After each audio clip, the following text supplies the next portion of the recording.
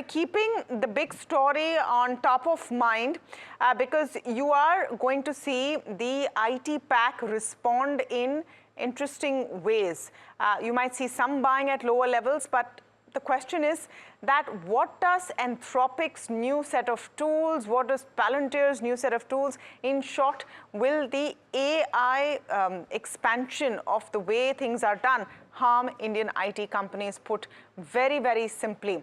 Before we speak to Fractal, and Srikanth Velamakanni is with us. He's the co-founder, group chief executive and executive vice chairman of Fractal Analytics. He is joining us today, and yes, Fractal is IPO bound, but we're not talking to Srikanth about his IPO at all. We're talking to him as maybe the only company in its space which is giving AI services in India of that size and what he makes of it. But before we get to that conversation, Puneet joining in to just set it up and explain why there is such a pain point right now. Puneet. Well, thank you for that. Well, this all started yesterday, right, with the Anthropic news. They are releasing new tools across segments and departments like legal, marketing, amongst others. So it is, these tools will make the job easier for a lot of individuals and enterprises, and that threat of AI finally, overpowering the traditional tools in that sense was the fear on the street. Now, what's interesting is that brokerages, multiple today, like Macquarie, for example, have come out and said that these are very large enterprises with very complex operations across countries. So hence, it won't be very easy for them to just switch out, and they have big budgets, so they can afford the Indian IT players. I think that's been one of the key analysis. What's interesting will be Fractal's view on it, because new age AI companies who work with enterprises, they have the ear to the ground. So I think that would be some of the key takeaways I'll be watching out from this conversation of what could be the actual conversation with enterprises while it is still fresh, and probably Fractal is the best to come in that space and give us that view. In fact, this is an exclusive conversation with Srikanth, and really, Srikanth, thank you for taking out the time. I know you're in the middle of your IPO rush, but we're not talking about that right now. We're talking about something very fundamental, because your company is also, in that sense, unique in what it does in the Indian landscape. So you have a perspective from the AI side, and you also understand the IT the services space very well. Should we be as worried as we have been in the last 24 hours about what happens to IT services as an industry? Look, behind every market exuberance or market fear, there is a kernel of truth. And there certainly is a huge kernel of truth here that AI will compress everything. And all services, if you're taking 100 hours, it might be possible to do it in 50 hours and then maybe in 25 hours. So what happens when something that takes a certain number of time becomes compressed? It means that you need fewer people. It means that models which involve billing people per hour will suddenly shrink. And therefore, there is threat to revenues to all services companies, including legal services and certainly even IT services. So there is a kernel of truth. But I think there's also somewhat overblown. The capacity of AI, the capability of AI is always over-projected in the short term and maybe under-projected in the long term. So today, when Anthropic shows something like this, it's easy to see that, okay, this is where the puck is moving and it will compress all of IT services. But realize that IT services are handling some of the most complex transformations inside large companies. They have incredible software complexity, system complexity, user complexity, stakeholder complexity. They have to manage, connect all the data pipelines using mostly structured data, not unstructured data. What Anthropic has shown is success over unstructured data, which is video, voice, text. Most of what Indian IT services works with are structured data sets, things on rows and columns in databases, massive number of them. And therefore, to expect that you can just plug in a tool and it will completely transform something immediately is somewhat overblown. I will want to add one more thing here, which is you have to look at the Palantir earnings as well, not just Anthropic. Anthropic has shown something interesting, but Palantir showed that you can do something like a SAP migration or a cloud migration, things like that, things which are high revenue drivers for big IT services companies in much less time. So they're showing that even in the enterprise complexity, we can compress the amount of work required, amount of time required, and machines can take a greater load. So if I have an IT services company today, I have to think very seriously about how do I transform in the age of AI, because while my short term is not very threatened, my mid to long term is very threatened by these AI tools. Srikanth, effectively, the time and material game of IT service vendors, good morning, this is Neeraj here, is under medium-term threat, right? So even if the companies are not going away, the traditional model as it used to be, you reckon, is under serious threat, and therefore the revenue pools that they've enjoyed are also under threat over the medium term. Would that be a fair assessment? Yes, I think the staff augmentation source of revenues, while it is also one of the easiest ones to get and it's also reasonably sticky, that staff augmentation revenue where you bill, you find talent, you deploy talent, and you get paid per person, per hour, or per day, or per month, that business model without high value add will become challenging, because instead of 100 people required for something, the clients will say, hey, can you do it in 50 people, or can you do it in 20 people? And some of the tech services firms are already compressing that and providing productivity gains without seeing super margin enhancement on their side. But if that gets crushed further, you will see revenue pools getting threatened there.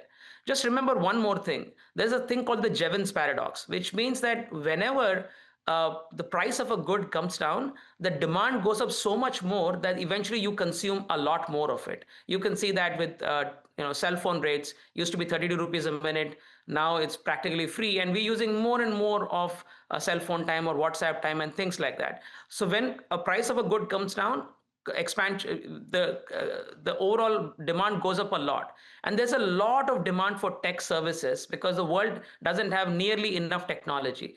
Therefore, what you have to see is if these IT players are able to transform themselves, move to more output and outcome based models and even subscription models, and realize that their talent base currently may have to be upgraded, they can go and actually attack the much larger pool of tech that's out there. So this transformation is vital, but it can be done, and Indian players are capable of doing that.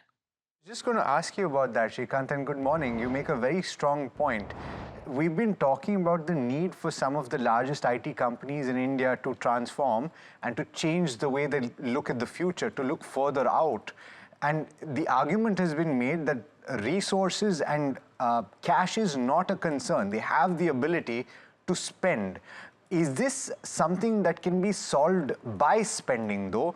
Do we have the capability that it would take to venture into these new areas that you are suggesting, and how long will that take? It should not take too long. Indian tech services companies have massive talent, and the kind of workforce at scale that India has and it can put to work is unparalleled. They also have the cash balances and they have profitability. What they need is a permission from the street that we are going to undergo a transformation. We may need to do slightly less profitability for, let's say, the next 2 to 3 years in order to get that right. And that permission is what they have to get from the street. And given the valuations are getting compressed for most of these players, I think it's time that they recognize and ask that permission from the street and go ahead and make the investments required to transform. You can see some of that in Infosys, sort of partnership with Cursor that happened a week ago or so. So companies are beginning to move. I would like them to move faster and take that permission from the street that this reinvention is critical for their long-term success. You put it very well. There's permission from the street, and then there is the ability to pivot, or at least to have planned well enough so that you're not behind the curve. I know you are sitting on the other side of the fence, really. I mean, if going forward, if there's going to be a divide between traditional IT companies and AI-led IT companies, you're, I think, on the right side. But do you think it's possible for our largest to actually make that transition? Or are the more nimble-footed, maybe smaller companies going to win this race? I think the faster ones will win this race. The big ones have a talent advantage. They have very good talent at the top and right through the organization. So they can make the transformation too. But I would bet on mid-sized players who don't have so much legacy to work with. Anybody who works with a lot of legacy is going to have a greater challenge than the ones who have less to lose and therefore much more to gain. Srikanth, the skeptic of this argument would argue that some of the IT service firms over the last, not just 1 or 2 quarters, but the last 5, 6 quarters have started reporting AI-led revenues. You go to Davos and in the promenade, they are saying, you want to do AI, we'll help you in that AI, transformation, if you will. So are Indian IT services already starting to play that game, or do they need to, upskill a lot more and punch above the levels that they are punching in right now to be able to thrive over the course of the next 10 years? There's no doubt that today it's impossible to win any project or any big engagement without AI being all over it. So AI is fundamentally part of every proposal that big tech companies are putting together for winning large contracts. So the promise of AI is required. They're also showing some of the demonstration. How well AI is integrated into the service, I think it's still early days. So what I would expect from the big tech organizations is to fully integrate AI in the way they solve problems and go ahead and promise those extra productivity and so on, and move to an output outcome based models and maybe even license driven models in order to navigate this transition. They can do it. They're getting started, but I think it has to go on an overdrive now. Srikanth, question on manpower and skill and the way that you currently have at the bottom rung, right? So the people that are joining at the bottom and then being upskilled by companies, is there a need for those people to be trained differently from what they are right now? Because from the outside in, we're looking into this tech world and we're hearing people and people who are writing code saying, we don't do things the same way that we did 5, 10 years back. So is there a need at that level itself to change dramatically? The good news is that the younger audiences have no legacy. They are coming in with natively, they're comfortable with AI tools. They do vibe coding. They know how to integrate AI into the various data pipelines and things like that. So the challenge not is at the younger levels, at the entry levels. Entry levels, all you have to do is to just upgrade the talent that you hire. They already get it.